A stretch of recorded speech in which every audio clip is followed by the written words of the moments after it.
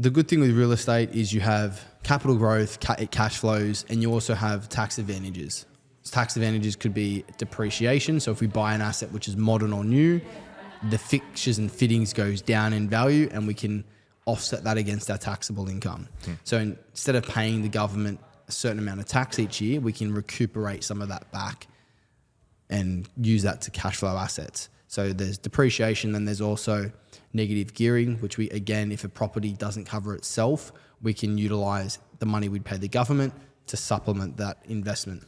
And again, why that's so powerful is we can buy assets well above what we could afford. If I had $100,000, I wouldn't be able to turn that into $1 million if I bought crypto, but I could turn that into $1 million buying real estate, and $1 million generating a 8 to 10% return each year. I could be making, let's say, 100 grand.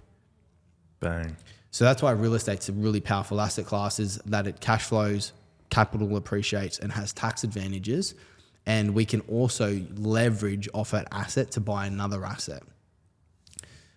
Huge. And keep going. So it's really, mate, for me, it's given me heaps. And this is another massive thing.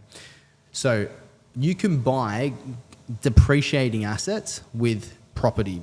So one of my investment properties, I use the equity to buy a car, which goes down in value through my business. I pulled out the money, used the cash to buy a car through my business, and the property cash flows the repayments, A, and B, as the car goes down in value, the property goes up. Now, one of the biggest values with property is that I can convert or capital gains, and instead of paying tax on that, I can convert it into debt.